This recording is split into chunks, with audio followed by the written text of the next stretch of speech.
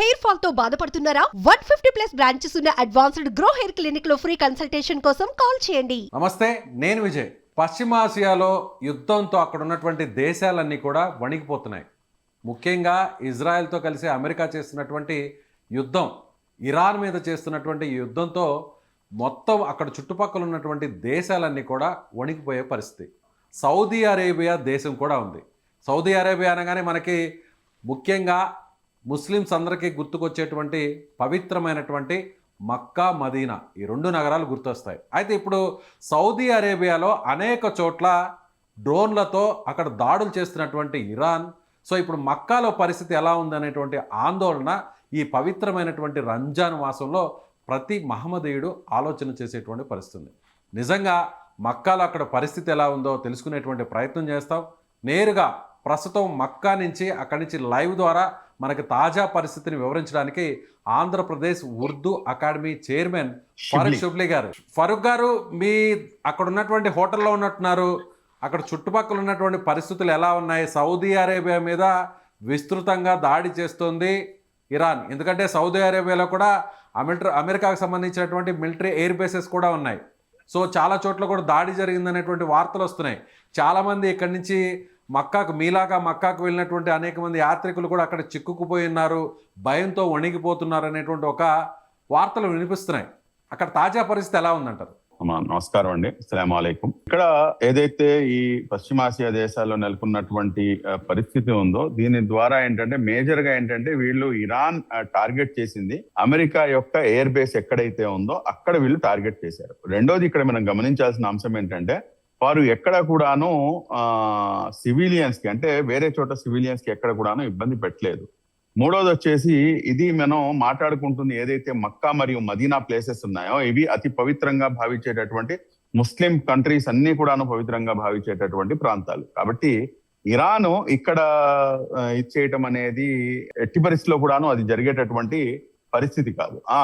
ఇక్కడ దాదాపు ప్రపంచంలో ఉన్నటువంటి 55 నుంచి 58 ముస్లిం దేశాల నుంచి ప్రతి ఒక్కరు ఇక్కడ ప్రతినిధిగా ఉంటారు. ప్రతి ఒక్కరు కూడాను అక్కడ నుంచి సామాన్య ప్రజలు సైతం కూడాను ఇక్కడికి వచ్చి ఉంటారు. కాబట్టి అంత ఈజీగా ఏంటంటే ఇక్కడ అటువంటి పరిస్థితులు అయితే ఏర్పడవు. బట్ వన్ థింగ్ ఏంటంటే ఈ ఎయిర్ బేస్లు, అంటే ఈ ఎయిర్లైన్స్ అనేవి స్టాప్ చేయడం వల్ల ఏదైతే సామాన్య ప్రజలు ఎవరైతే డిఫరెంట్ కంట్రీస్ నుంచి ఇక్కడికి వచ్చినారో జస్ట్ నాలాగా వాళ్ళకి ఏంటంటే రిటర్న్ వెళ్ళేటటువంటి ఫెసిలిటీ ఎలా ఉంటుందా అన్న ఒక భయాందోళన ఉన్నారు తప్పించి ఇక్కడైతే పరిస్థితి కంప్లీట్ గా నార్మల్ గా ఉంది. ఆ జనరల్ డిస్కషన్ ఉంది. ఇప్పుడు మనకి భారతదేశంలో ఏ రకంగా అయితే మనం డిస్కషన్ చేసుకుంటున్నాం అలాగే ఇక్కడ ఏంటంటే నిజం చెప్పాలంటే మనకు భారతదేశంలో జరుగుతున్నటువంటి డిస్కషన్ కన్నాను ఇక్కడ డిస్కషన్ చాలా తక్కువగా అనిపించింది నాకు. ఇక్కడ ఎవరు కూడాను అది దీని గురించి పెద్దగా అంటే ఆ లాంగ్వేజ్ కూడా మాకు అర్థం అయి ఉండకపోవచ్చు. బట్ వీళ్ళు ఏంటంటే వీళ్ళకి ఒక మైండ్ సెట్ అనేది ఉంటుంది. ఆ మైండ్ సెట్ ని బట్టే వీళ్ళు వెళ్తారు. కానీ ఎస్పెషల్ గా మక్కా మరియు మదీనా ఇక్కడ మట్టుకు ఆల్మోస్ట్ కంప్లీట్ గా ఏంటంటే ఆధ్యాత్మిక భావన ఉంటుంది. 24/7 365 డేస్ ఇక్కడ కంప్లీట్ గా ఏంటంటే జనాలు రావటం పోవడం. ఇవాళ ఐ థింక్ 1.2 crores ఇవాళ విజిటర్స్ గా నమోదై ఉందండి. అంటే మక్కా మదీనాకి రెండు చోట్లకి కేవలం మక్కా అండి, నేను కేవలం మక్కా గురించి మాట్లాడుతున్నాను. నిన్నటి వరకు నేను మదీనాలో ఉన్నాను 5 days. మదీనా నుంచి బయలుదేరి నేను వచ్చాను. ఉమ్రా చేయడానికి జనరల్ రోజుల్లో మహా అయితే ఒక 2 hours 2.5 hours మాక్సిమం అంటే పడుతుందండి. మాకు 9 hours పట్టింది సార్. 9 hours. అంటే అంత ఎక్కువ మంది వచ్చారు. అసలు అడుగు వేయటానికి అసలు ప్లేస్ లేదు. ఎక్కడ ఈ వార్ ఇంపాక్ట్ ఎక్కడ కూడా కనిపించట్లేదు వచ్చేటువంటి అసలు దూరం దాకా సార్. నథింగ్ అసలు. అదే బిగ్ జీరో. ఎక్కడ భయపడడం కానీ మరియు మదీనాలో nothing, a big zero sir. Including ఇప్పుడు నేను ఉన్నాను, నాకైతే భారతదేశం నుంచి అనేక మంది నా మిత్రులు విజయవాడ నుంచి వీళ్ళందరూ కూడా ఫోన్ చేసి ఏమంటే ఎలా ఉన్నారు అంటే నేను ఆశ్చర్యపోతున్నా, ఏం జరిగిందని చెప్పి నన్ను ఇంతలా అడుగుతున్నారు అని చెప్పి. ఇక్కడైతే 100% ఏంటంటే ఇక్కడ ఎటువంటి ఇబ్బంది లేదు. మనం భయపడుతుందల్లా లేకపోతే మనసులో ఉన్నటువంటి ఒక భయమల్లా ఏంటంటే ఆ ఏదైతే రిటర్న్ ఫ్లైట్ ఉందో ఆ రిటర్న్ ఫ్లైట్ ఇప్పుడు ఎయిర్లైన్స్ అన్ని కూడా మూసేశారంటున్నారు. కాబట్టి ఆ రిటర్న్ ఫ్లైట్ ఆ రోజుకు ఉంటుందా ఉండదా అనేదే టెన్షన్. ఒకవేళ ఉండకపోయినా కూడా కానీ ఒకటైతే కన్ఫర్మ్ గా మీరు ఆల్రెడీ మన విదేశాంగ మంత్రి గారు ఆల్రెడీ జయశంకర్ గారు ఒక నోట్ అనేది ఇచ్చారు. అవసరం పడితే కనుక ప్రత్యేకమైనటువంటి విమానాలను నడిపి మనం భారతదేశంలో ఉన్నటువంటి వాళ్ళందరినీ కూడాను, భారతదేశం సంబంధించిన వాళ్ళందరినీ కూడా వెనక్కి తప్పించుకుంటాం అని చెప్తూ, అలాగే ఈ రోజున అనేక ప్రముఖ పత్రికల్లో కూడాను ప్రచురమైంది.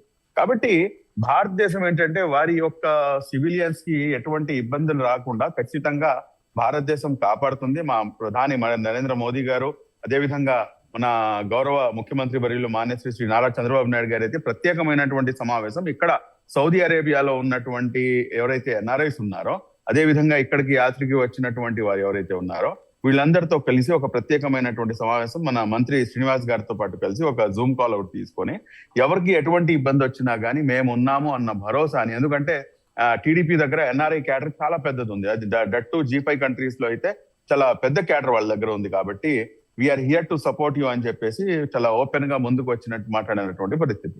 అవసరం పడితే కనుక మోదీ గారు అదేవిధంగా చంద్రబాబు గారు ప్రత్యేక విమానం వేసైనా కానీ మమ్మల్ని రప్పించుకుంటారన్న ధీమా అయితే మాకుందండి. రైట్. అలాగే ఫరూక్ షిబ్లీ గారు, సో ఇక్కడ దుబాయ్లో చాలామంది పర్యాటకులు వచ్చుంటారు. వరల్డ్ క్లాస్ హోటల్స్ అన్నీ కూడా అక్కడే ఉన్నాయి. సో అక్కడ చాలామంది విజిటర్స్, టూరిస్టులు అందరూ అక్కడే వచ్చి ఫ్లైట్స్ అన్నీ కూడా బ్లాక్ అయిపోవడం వల్ల, జామ్ అయిపోవడం వల్ల, సో అక్కడ చాలా ఎక్స్పెన్సివ్.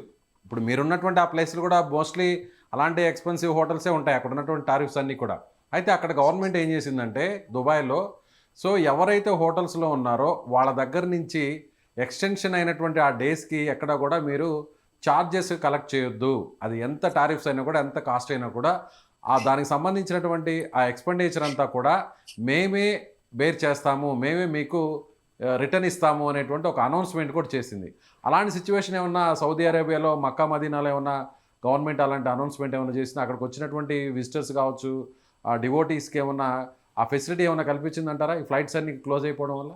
అంటే ఒకటి మీరు ఇక్కడ గమనించాల్సింది ఏంటంటే సార్, దుబాయ్ని టార్గెట్ చేయడానికి, జిద్దాని టార్గెట్ చేయడానికి, సౌదీ అరేబియాకి టార్గెట్ చేయడానికి, మక్కా మదీనా సిటీస్ కి టార్గెట్ చేయడానికి నక్కకి నాగలోకానికి ఉన్నంత తేడా ఉంది. దుబాయ్ని టార్గెట్ చేయడానికి గల కారణం ఏంటి?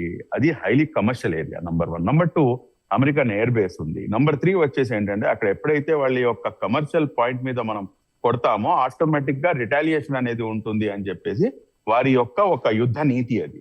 అదే విధంగా రియాద్ పరిస్థితి కూడాను అదే.